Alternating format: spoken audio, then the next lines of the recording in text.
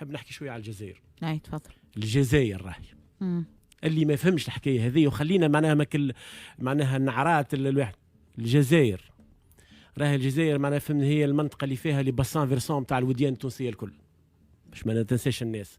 راهي الجزائر عندما معناها فهمني صارت لنا مشاكل كبرى وصلنا لتونس معناها فهمني الى حاله صعبه لابعد الحدود، وبقينا الجزائر اليوم في معناها إعادة تشكل الخارطة الجيوسياسية في المنطقة.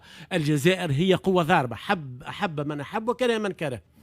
بالنسبة للمغرب اللي حكيت عليه معناها فهمني السياسي الأزهر، المغرب هذا أكبر عدو لينا معناها فهمني معناها في المدة الأخيرة.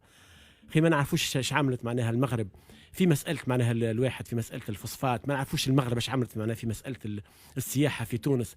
هذه دولة معناها تآمرت علينا فهمني وتحب تلوج معناها فهمني اي مشكله معناها فهمني المغرب تتآمر ضد تونس اليوم من قبل تتآمر مع الواحد مع شكون تتآمر حتى مع الصهاينه. تيلي خشنيه اخي المغرب اليوم تكبر معناها فهمني حليف للصهاينه. ناس جابوا الصهاينه معناها فهمني المغرب العربي اللي عملها حتى حد قبل